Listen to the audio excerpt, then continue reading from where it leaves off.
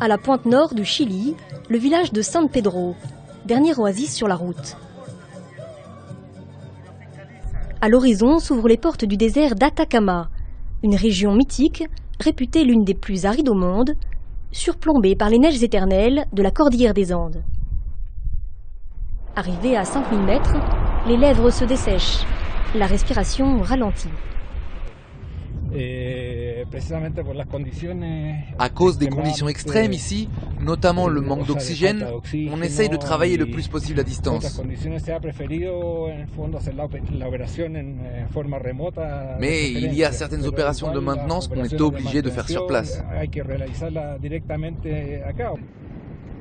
Un univers hostile donc, mais hautement stratégique pour les scientifiques comme Lorenzo, qui surveillent d'immenses pupilles blanches fixées vers les cieux. Ces paraboles, ce sont celles d'ALMA, le plus vaste projet astronomique au monde.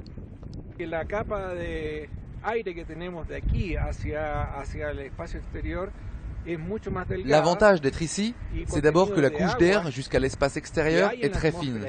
Et ensuite, c'est très sec, ce qui est très bien car l'humidité absorbe les ondes électromagnétiques et limite les observations.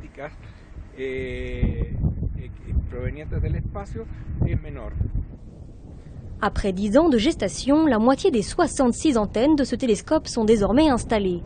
ALMA, pour Atacama Large Millimeter Array, a donc commencé à fonctionner. Un chantier à la mesure de ces paysages. Son prix, la bagatelle d'1 milliard de dollars, financé par une alliance entre les 13 pays de l'Observatoire européen austral, les États-Unis, le Canada, le Chili, le Japon et Taïwan. Des pays qui travaillent tous ensemble sur la base opérationnelle d'ALMA, un peu plus bas, à 3000 mètres d'altitude. Jour et nuit, 500 personnes se relayent sur cette plateforme lunaire, techniciens, ingénieurs, scientifiques. Son centre névralgique, la salle de contrôle. Ici, les astronomes y scrutent les mouvements des antennes et analysent les données qu'elles transmettent. Daniel, originaire de Barcelone, est l'un d'entre eux. ALMA va être une révolution dans le champ de l'astronomie, car nous avons une technologie inédite, de dernière génération. Donc nous allons obtenir des données scientifiques d'un niveau jamais atteint. La spécificité de ce télescope, ou plutôt de ce radiotélescope, capter ce qu'on appelle la lumière invisible, des radiations imperceptibles à l'œil nu ou avec un télescope classique, un peu comme celle de nos téléphones. Des radiations liées à la température de corps célestes, à leur champ magnétique, à la vibration ou à la rotation de molécules. Objectif, observer des zones jusqu'ici obscures et très lointaines. Des zones de gaz froid où se forment des étoiles, comme sur ces premières images spectaculaires prises par ALMA.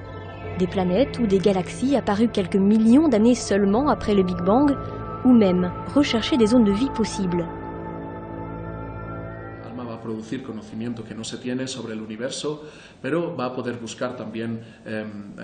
ALMA va produire de nouvelles connaissances sur l'univers, mais elle va aussi chercher l'évolution de planètes qui ressemblent à la Terre et donc voir des dangers qui pourraient nous menacer. Étudier la formation des étoiles peut aussi donner des pistes pour la production d'énergie via la fusion nucléaire. Et au-delà de tout ça, on espère répondre un peu plus à des questions fondamentales. D'où l'on vient, quelles sont les origines de la vie.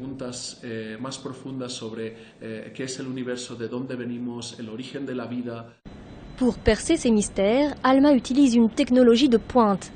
La taille de ses antennes, entre 7 et 12 mètres de diamètre. Du coup, une grande partie de l'assemblage se fait sur place, par continent. Un travail d'orfèvre, car le défi d'ALMA, c'est de réussir à coupler les signaux reçus par ces dizaines d'antennes, un peu comme un cerveau qui analyse les ondes perçues par 2 oreilles, qui doivent donc avoir exactement la même superficie, la même visée. Dans le hangar européen, moment ultime de précision.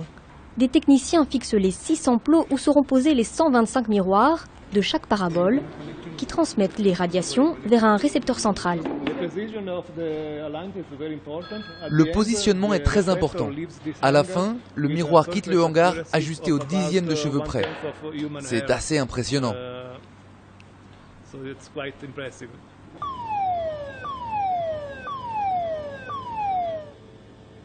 Une fois terminée, chaque antenne est testée en plein air. Les derniers composants électroniques peuvent alors être installés. Le récepteur central qui transforme les radiations en données numériques et la fibre optique.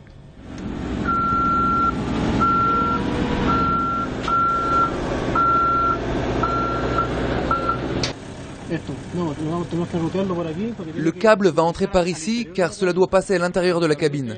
Cela va permettre la transmission des données et des communications. Enfin prêtes, les antennes sont chargées sur Otto, un robot de 28 roues, 20 mètres de long et 135 tonnes. Vitesse de pointe, 5 km/h, pour rejoindre leur destination, la plaine de Chajnantor, à 5000 mètres d'altitude. Un large plateau qui permettra de déplacer les 66 antennes sur 192 socles. Plus proche, la sensibilité sera augmentée.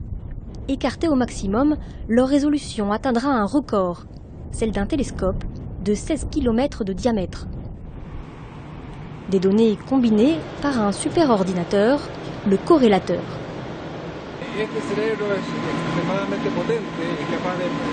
Ce cerveau est extrêmement puissant. Il est capable de traiter 120 gigaoctets par seconde que transmet chaque antenne. Et ce qu'il fait, c'est de croiser les informations de ces antennes, et finalement, c'est cette information qui est transmise aux scientifiques et qui donne la composition moléculaire des galaxies ou des objets célestes que l'on observe.